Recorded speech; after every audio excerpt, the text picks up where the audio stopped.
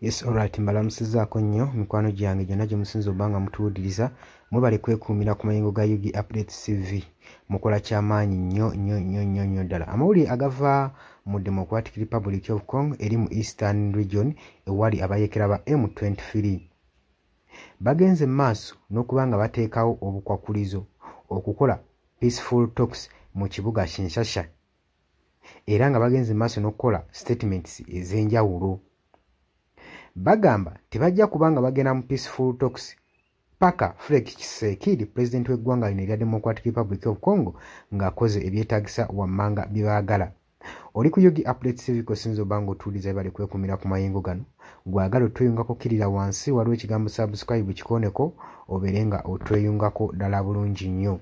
Amawulire agava mu Goma, Democratic Republic of Congo, the areas for Congo M23 aba AFC M23 saako n'amagye g'eggwanga erya Democratic Republic of Congo.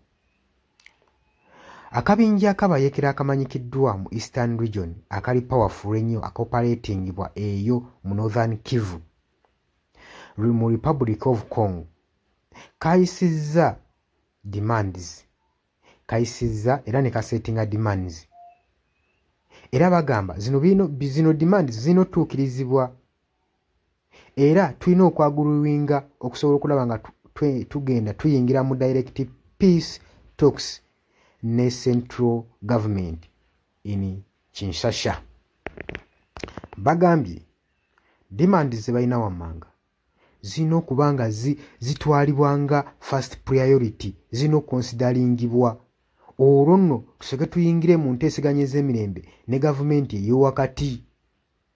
Era Tshisekedi byasiba bye bikutuka. Akagurupu kataddewo conditions era nga kaoutlines mu international community nga kasaakolinze diplomatic ne political circles era nga bazze mu kaseera nga international pressure ezze nga yeeyongedde mu bitundu ebya Northern Kivu mu Democratic Republic of Congo. Ng'oggyeko okubanga embeera egenda maaso n'okuwaseninga nga yeeyongera, embeera egenda maaso n'okubanga okulwanagana mu Democratic Republic of Congo government saako n'abayeekera bano aba M23. Jjukira nti nno gavumenti ya DRC yarejectinga dda, yagaana dda foomu yonna eya analogues ey'okuteeseganya n'abayeekera bano aba M23 ng'agezaako okuyita akagurupu kano ng'akaba terrorist organization. Newankubadde meetings eziwedde masekati ga President Felix Tshisekedi saako ne Rwanda President Paul Kagame, gavumenti ye egenda maaso okubanga erumirizibwa okubanga ebacking abayeekera bano aba M23. Kitaddewo okuyisanganya ebirowoozo n'ebyama diplomatic channels nga bagamba balina okubanga ba openinga diplomatic channels okusobola okulaba nga bataakiriza olutalo olugenda mu Democratic Republic of Congo.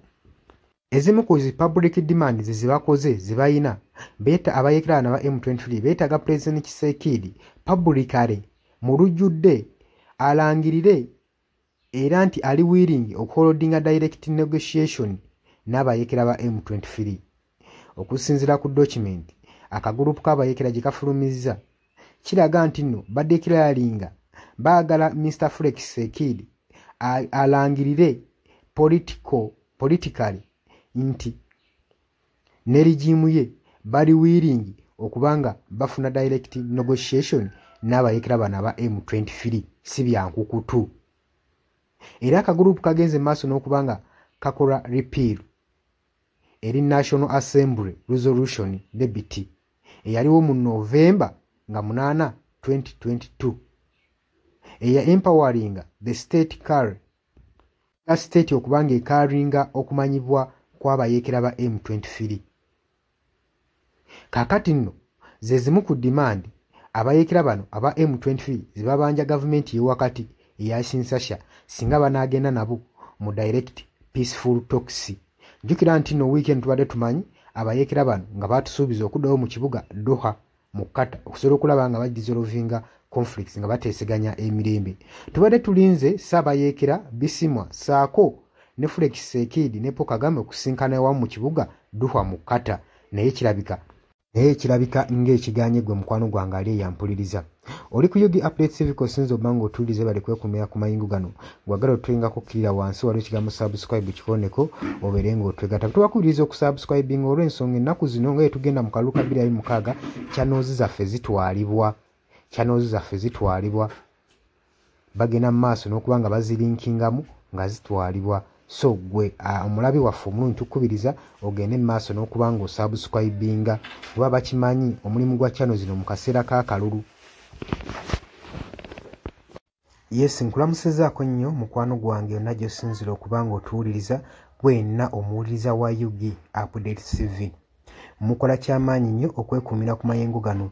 Mmwe abali emitala w'amayanja abali mu diaspora nammwe mbalamusizaako nnyo sibeerabidde kubanga wemmwe mpaji luwaga abayimirizaawo amayengo ga channel eno okuba nga ekulaakulana n'okutuusa eddoboozi lyammwe eri abantu be muba mwagala libatuukeko bonna. Abali emitala w'amayanja ye mbamenye ntya abali Qatar, Dubai, US, UK, abali mu South Africa, abali ku muliraano mu Kenya, Nairobi, abali mu Canada, abali mu Dubai, mwenna mbaanirizaako nnyo mwe bali kwekuumira ku mayengo gano aga Yugi Updates TV.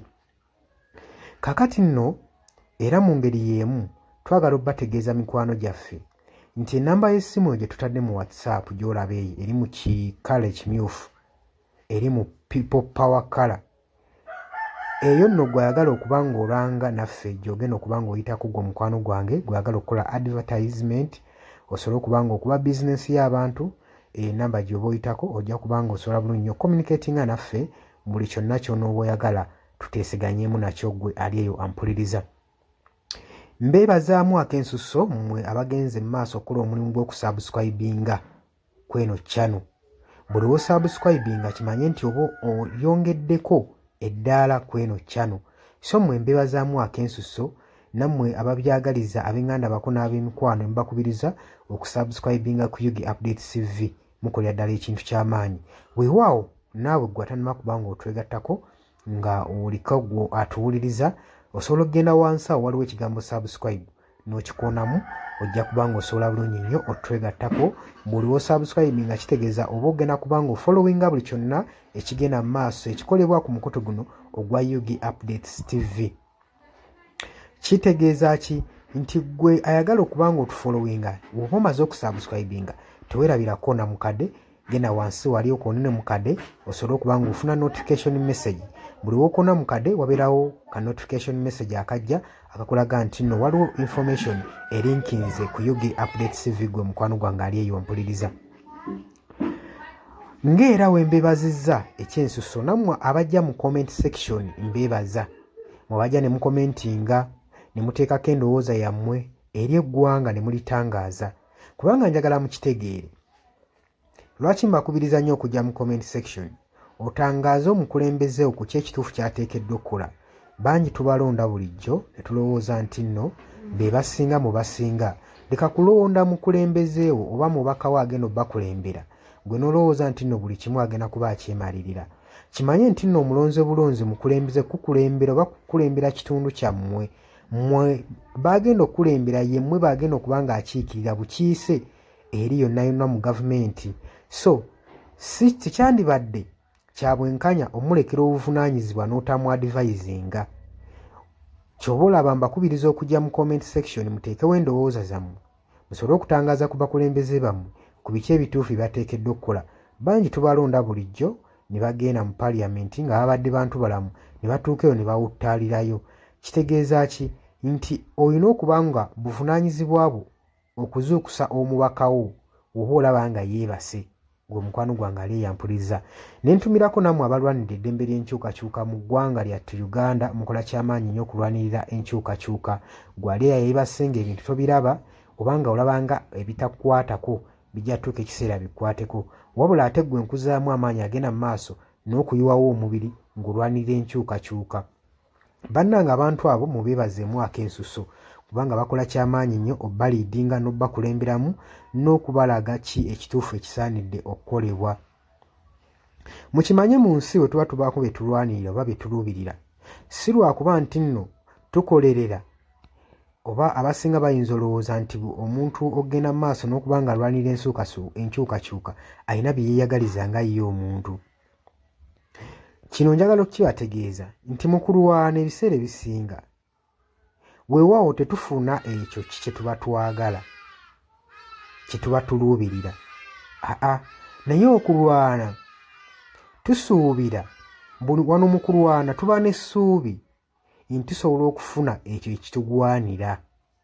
Kati naawe mukwano gwange ali eyo alwanira enkyukakyuka kino kankikutegeeze wandibanga nno oli eyo olwana nga tumanyi ddi ogenda kifunamu weewaawo oyinza obutafuna ekyo ky'oyagala naye osobola okufuna ekyo ky'ogwanira. So tulwana olw'enkyukakyuka nga tulwanirira okufuna ekyo kye tugwanira. Kati gwe mukwano gwange ky'ofuna kye kiggwanira eyo gy'oli wandibanga ky'oyagala okifuna naye kye kiggwanira. Bangi mugenda ne muwambatalira eyo mu bibiina by'obufuzi ne babafujjirira omusimbi yesi ssente ozifuna bazikuwa era obulamu bwo bweyagala naye okakasa ekyo kye bakuwa kye bakufujjirira mu kabaasa kye kiggwanira. Ebiseera ebisinga ffe tetulwana olw'okuba nti no twagala kufuna ebyo bye twetaaga nedda wabula tutunuulira nnyo pointi eno nti kye tugenda oba kye tulwanira kyenfuna kyengwanira. Mutuufu ogenda n'owetunulamu n'olaba nga kyofuna si kyokola ki si kyogwanira nga ggwe munnansi ky'oba ovaayo n'embavu osobola okuba nga olwanirira enkyukakyuka ggwe mukwano gwange ali eyampuliriza. Nja basaba kano akatambi tugende mu maaso n'okuba nga tukasheyalinga buli muntu ategeere kiki ekigwanidde okukolebwa na lwaki enkyukakyuka esaanidde okubeerawo mu ggwanga lyattu Uganda. Si lwakuba nti oli bulungi kati wabula wandibanga oli bulungi naye ekyo ky'ofuna ky'ogwanira. Ekyo kye kibuuzo era naawe osobola okujja mu comment section n'onteerawo endowooza yo nti gwalemesa enkyukakyuka ky'ofuna ky'olwanira. Muli ku Yugi Update TV ku musinzi oba nga mutuwuliriza mwebale kwekuumira ku mayengo gano. Ngenda maaso n'okukubiriza mmwe abatannatwegattako kirira wansi waliwo ekigambo subscribe kikoonemu obeere ng'otweyungako. Ennamba eyo gye ntaddeawo nabagambye dda gwagala okulanga naffe gy'oba oyitako ojja kuba ng'osobola okommunikatinga. Mbaagala nnyo mweraba era nga mbaagaliza ebisinga.